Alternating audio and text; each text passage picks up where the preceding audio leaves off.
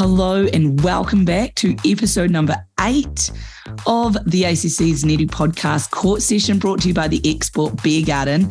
My name is Sam Winders. With me once again, I have Erena Mikaere, and we are here to discuss the tumultuous semi-final last night where the Silver Ferns were dealt a devastating blow by the English Roses. They were, Sammy. They were definitely dealt a devastated blow. Before we get into it, Sammy, how were you watching the game? Because a little umpire tells me you were drowning your sorrows. Well, it wasn't drowning my sorrows as much as softening the blow of what happened or what was happening. So I found myself at a netball prize giving, and no one does netball prize givings like they do down here in Invercargill, clearly, because they had a live band, a dance floor, and the Silver Ferns on the TV right next to the band. So it was perfect. And it was a netball prize giving. So you got all these netty heads around. I was surrounded by my people. I had a good band playing some good tunes, and then the netball on. So all in all, a pretty entertaining way to watch. I think so too, Sammy. The hardcore fans were out. They were. And they put me to shame because I had one eye on the TV and one eye on that dance floor. One foot on the dance floor and one eye on the game. Yeah, that's the one. Well, I hope you got into it, Sammy, and watched it, because we've got to delve into that. We'll talk about all the things that went on. Obviously, we went down by, was it 6 in the end? 6 points. Yeah. So first, let's go into it. We've lost, right? We have, and it's not the way that us or the Silver Ferns or any netball fan in New Zealand wanted it to play out. Like, this was supposed to be our big swan song, you know, backup World Cup victory in 2019 with another one in 2023. We're supposed to beat the English Roses, probably meet Australia in the grand final, battle it out, maybe go extra time, and walk away with a gold medal. And that's just really not how it played out. If we actually go deep into that game last night, quarter scores, even first quarter, even halftime, even third quarter, and then the English girls pulled out a wedgie or something out of their ass and came through and beat us by 6 points. It was literally 9 first quarter, right? 11 or 12 or, and then they went up by 6. So let's talk about pulling out a wedgie out of the ass, because we heard that right on the bench. I was thinking about things that you don't get caught on TV doing, and it's about what you say in those huddles, right? And that was one of them. So talk us through that. What was it about? In moments like that, I'm not sure if it's a key word, if it was the word that got those English girls rah-rah-rah'd up for that last quarter, but they were caught on camera saying they need to pull a wedgie out of there. Oh, what'd she say? I just need to pull out a wedgie. And I guess that's what they did. They pulled out a bloody wedgie. Yeah, for me, that sounds like they needed to pull, something miraculous out of the air, like pull something out, like pull something you've never done out. Pull it out. Maybe it was a metaphor for that. Yeah. That's some intense listening, Sammy.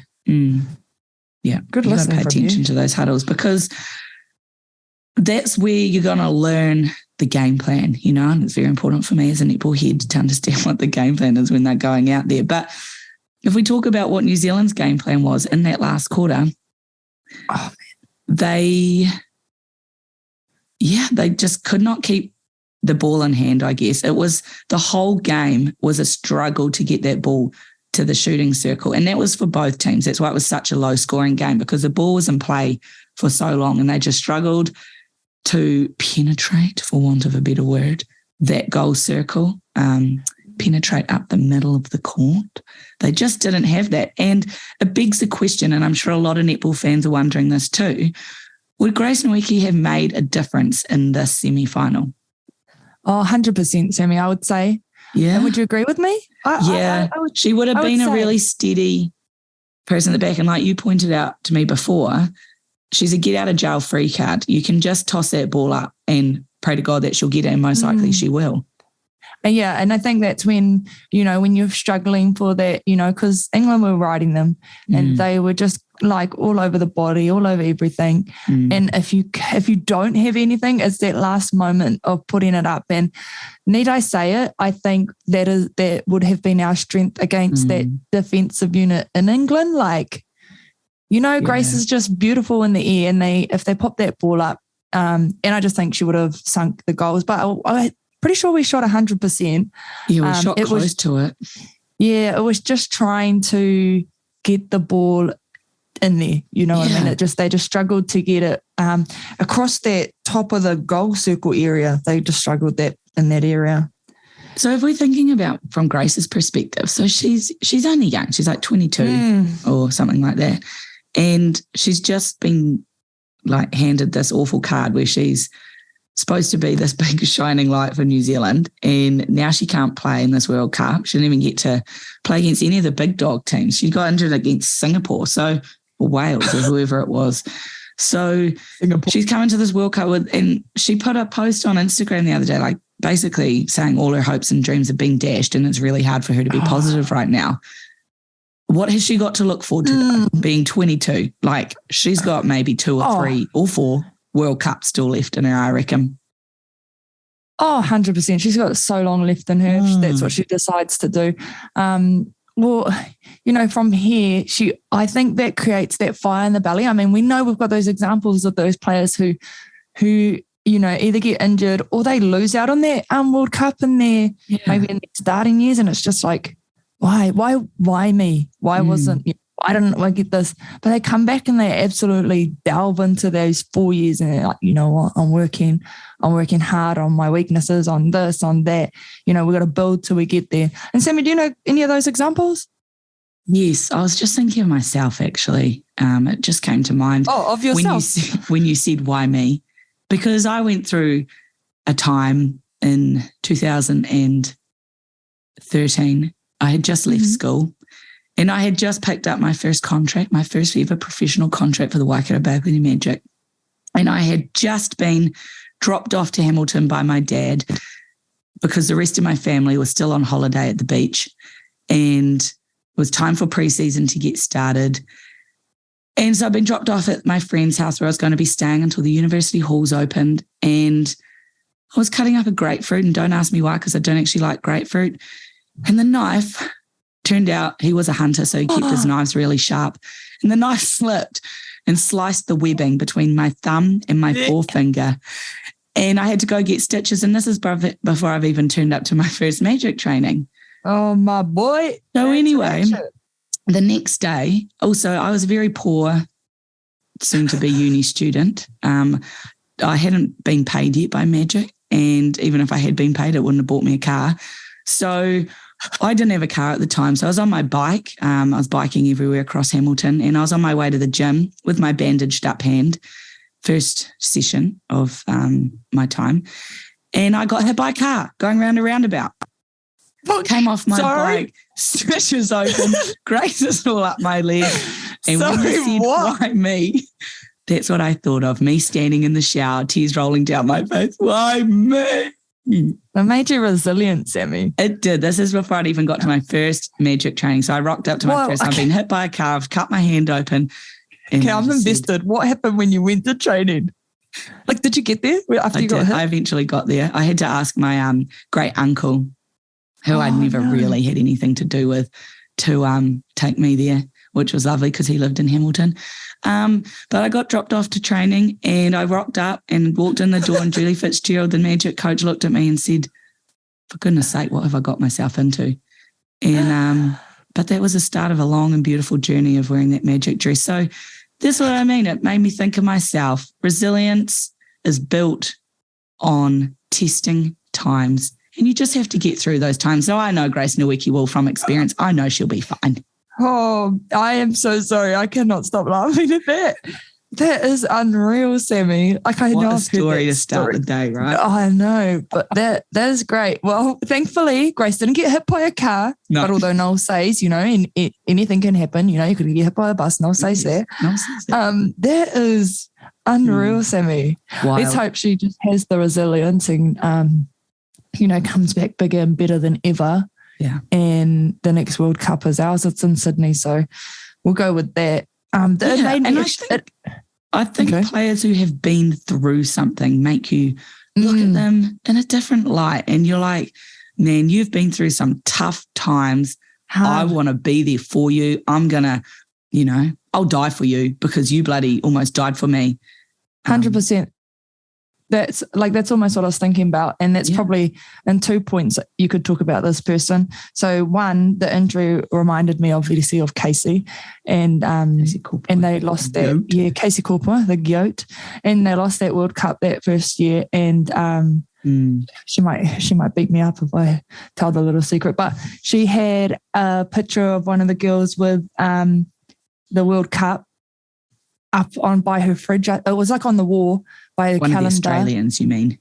Yeah, one of the Australians because they won the World Cup up by her calendar. And that was her driving force because she obviously had her injury. She wanted that World Cup. And, she come back and she was better than ever. She was elite. Like, just think that creates that fire in you. But like you were saying to me, she was also one of those players that you would die for. So if we look into that game and we think about lots of people questioning whether there was any leadership out there on court. And I think actually Mills is a great leader and a great captain from having her myself, but was there enough, like I think in previous years, and someone you actually want to die for? Like they talk about going to battle. We don't even go to war. Like we had a generation of our grandfathers and stuff who went to war, like had to die for them. So it's like that, but in sport. So in previous years, you had like a Casey in the middle. So you had someone leading in that middle. And then you had, did I say Casey? I meant Laura in the middle. Yeah. And then Casey at the end. Nice. And then you had someone like Rhea at the other end. So you had them spread through court and they were real leaders that, not that we didn't, the girls aren't, or Mills isn't, but like they were like someone that you're like, yep, if we went to World War II, I'm following you down the left path because you're going down the left path and you said, come, not deciding my own track like, and go right. Literal war captain, like colonel, I don't even know the rankings, criminal, lieutenant, etc. That's the person in front of you. I agree. And it's nothing about the people that are there right now. It's purely like it's something deeper than that. Like it's something so special and inner that you actually can't describe, or you can't actually create that or pull it out like a wedgie. Like you can't just pull a wedgie. You can't just like pull that out and suddenly that's that person. It's just there is or there isn't people like that. And looking at it from an outside perspective, it's hard to say that there was someone like that in that team. And sometimes that makes all the difference. It's like the Richie McCaws of the team. You just look at Richie and you want to die for him. When you were saying about, it's not the same thing, but when you're saying you've got the Aussie girl on Casey Korpa's wall to motivate her, it's a bit like my auntie having Richie on her wall when she's running on the treadmill to motivate her as well. Oh, that sort of situation. That's got it going on. This was back in the day, but anyway. I might need where do you get your motivation from? You just got to create it, don't you? Anyway, moving on. So we've got leaders that you would die for. We maybe missed those last night in that game, but there were lots of other things that happened after that game that you could tell like this meant a lot to the players. Yeah. And it's nice to see players showing some emotion. It is. So post-game, right, they get in there and they have the after-match interview, Sammy. So just for people out there, are those directly after the game? So you're walking out. Have you had a time to talk to someone? And are they the right time to interview? I mean, do we love to see the tears? Do we actually want to know that you care, Well, I love a post-match interview. I love Yes, you do. People love your ones. Getting my emotions out there. And I think it's a really good opportunity to be so honest and to give the viewers who have obviously stuck with you for the whole 60 minutes and now they're still sticking around to listen to what you've got to say, is an opportunity to give them some insight, some like really solid insight. So that's what I try and do if I'm talking. Nice. I absolutely refuse to use the cliches. I just don't want to be basic about it. I want to tell people how I'm feeling so they get an appreciation for it, because it's so hard to actually get that when you're just watching a game. So that's what I like about it. So definitely post-match mean. I thought those girls clearly had some emotions. I didn't care if they were crying. All good girls, let it out. Tell us how it really felt.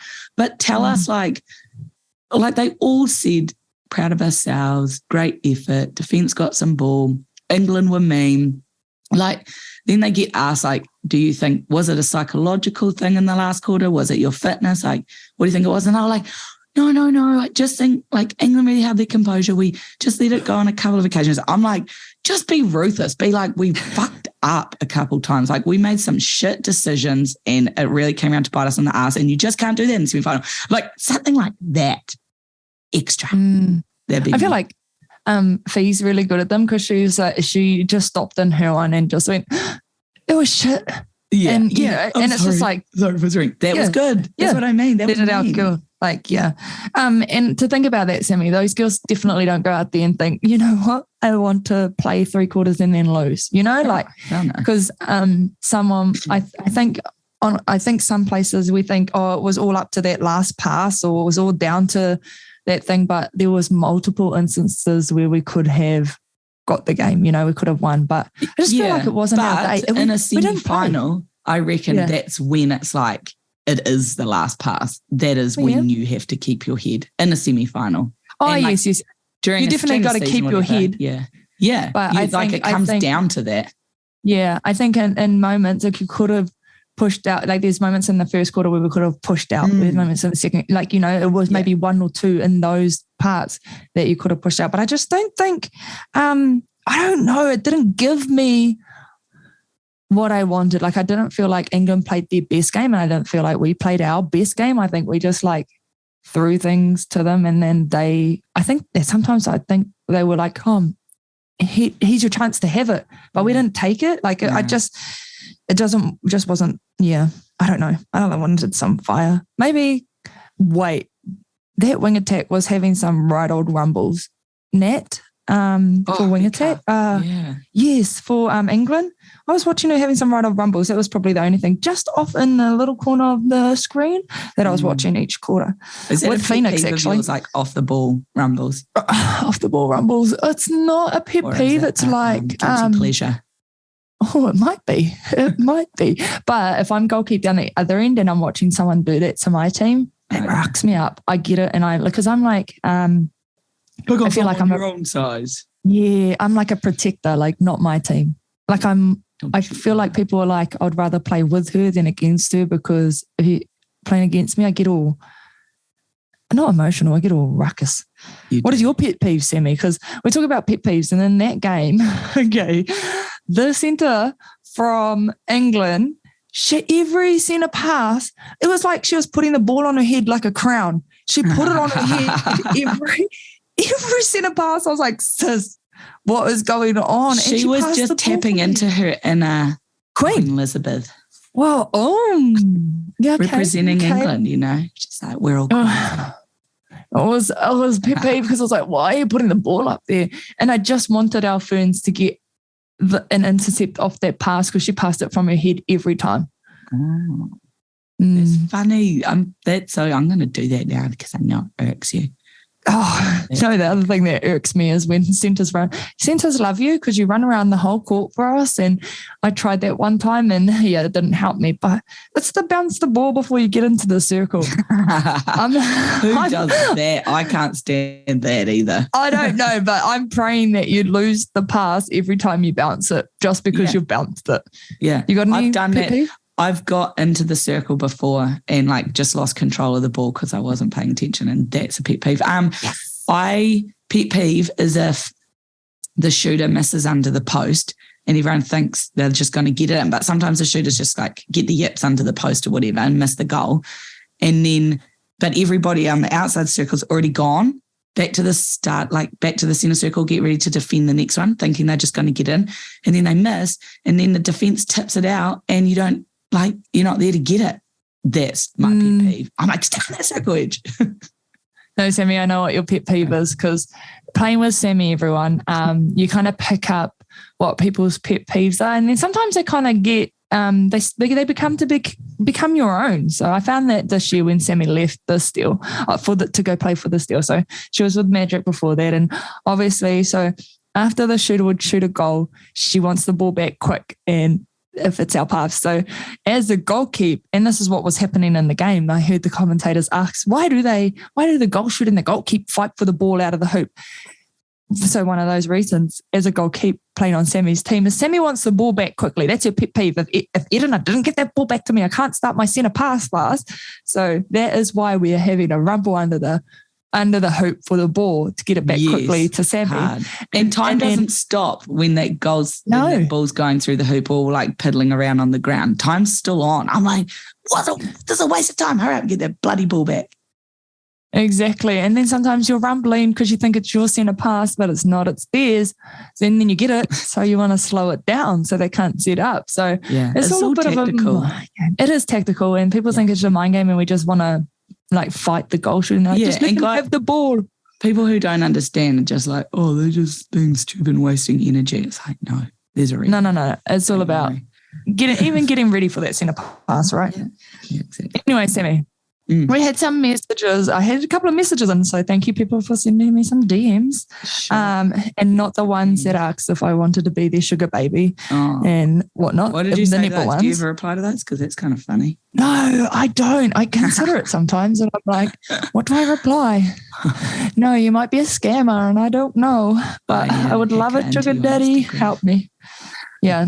Anyway, a question to you, Sammy. So the first question from Anonymous, why did they lose? And I'm assuming they're talking about our Silver Ferns. So that was a question that covered that mostly, hopefully, for that person. Why did they we didn't get the goals in the hoop?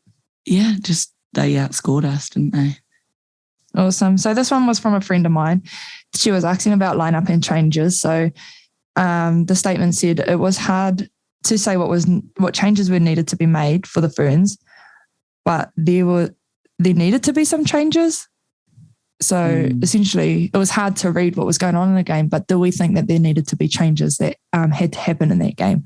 I think that's the hardest part about being a coach is that, and I am once again talking from experience because yesterday I had my. I'm coaching a high school team down here in Invercargill, and we had our final at the Invercargill Netball Centre, and we actually went into overtime. And the hardest part is actually like, who is going to inject something into this game? Who what do I need to do? Who needs to come on and off? Because a good coach knows that once you get to game day, all your job is making changes. Nothing else. Like you can't teach players anything new on game day. You can't get on the court and play for them.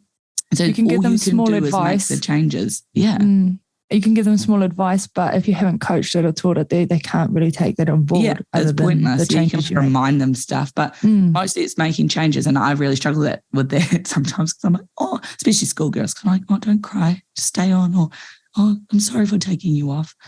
But yeah, at that level, I don't know. There needed to be some firepower, but I don't know who.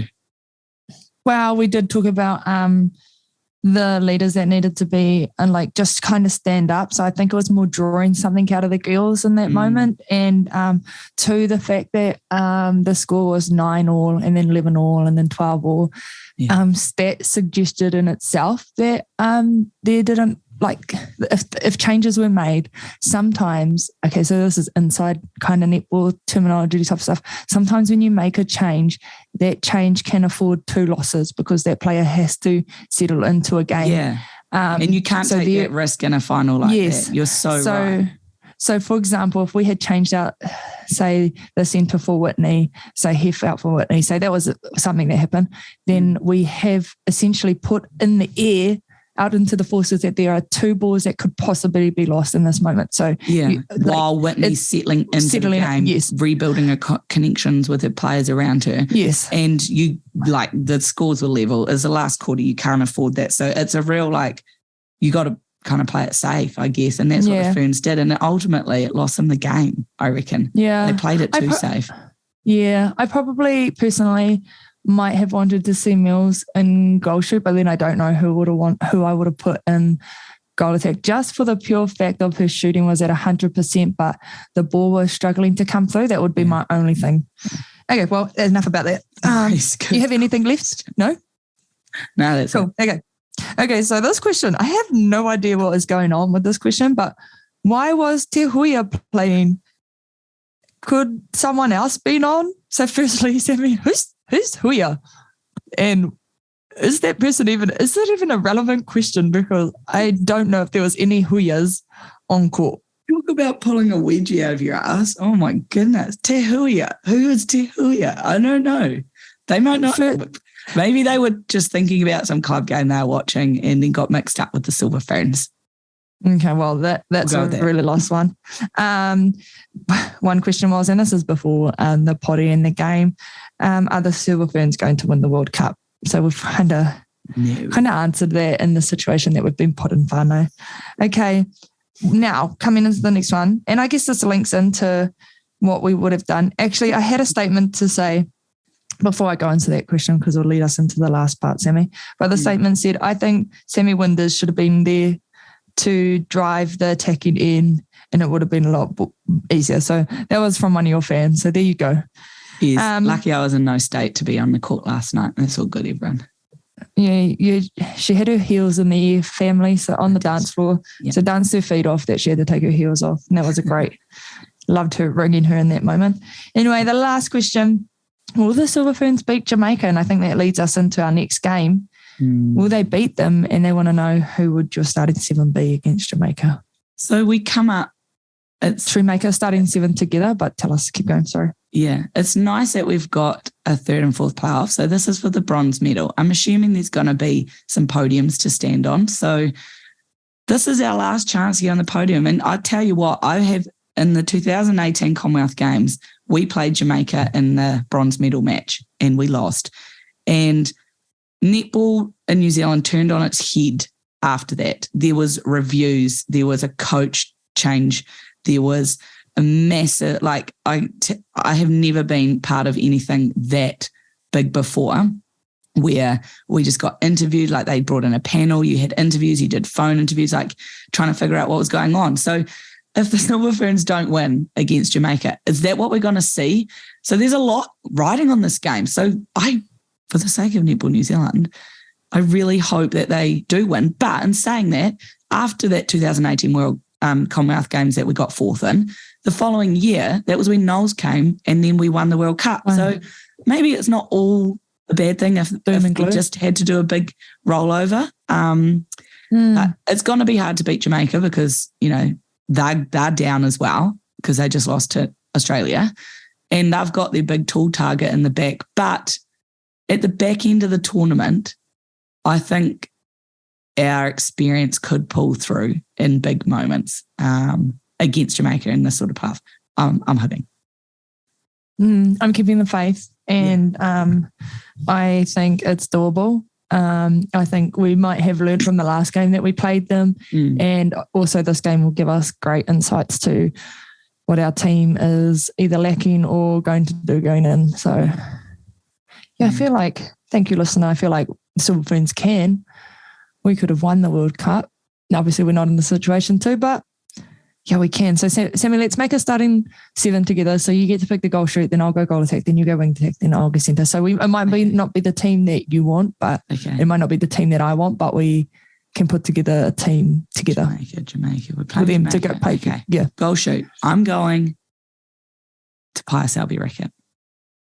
Oh, nice. Goal attack for the first quarter for starting. Yeah, I'll go Mills, Amelia Ann.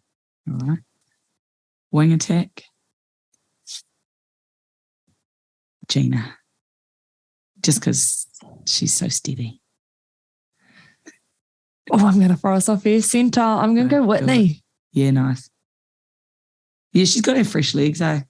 Yeah, I'm going to give them, I like Hef, but I was going to hope that you would put her in Windy, but I'll go Whitney. Okay, Windy. Wingday, I'm going to go something different too, just to mix things up. Phoenix. Oh, nice. Goldie, I'm going Curran. Goalkeeper, I'm going Kelly. Nice. Got to try it. We got to try it. We got to try something. Yeah. Nice. Amazing. Well, I think that's a pretty thorough wrap up of that game, to be honest. And all is not lost, netball fans in New Zealand. We still get a chance to play for this bronze medal match. We also get to hope that the Dirty Cheating Aussies go down to the English Roses in this final. Yeah, it's going to be a big day ahead of netball. Of course, they don't get any day off between semis and finals. It's bam, bam, bam, and it's over. So by tomorrow, we'll know who's won the World Cup, which seems a bit crazy because it only just started last week. But it's been one hell of a journey. And as commenters on the game, I think I could speak for both of us. E and I are very proud of what the Silver Ferns have done. They've given us lots to talk about, so we're grateful for that. And we hope everyone else has enjoyed that too. So we've got one more game to go. Stay tuned. Yeah, one more game, one more podcast to go. Stay tuned and hopefully we can wrap things up on a really positive note. Yeah, hopefully we come back with that rose gold medal, because I don't want to call it bronze. Rose gold, Sammy, and that's us. We'll wrap it up playing against Jamaica. Court session, we out.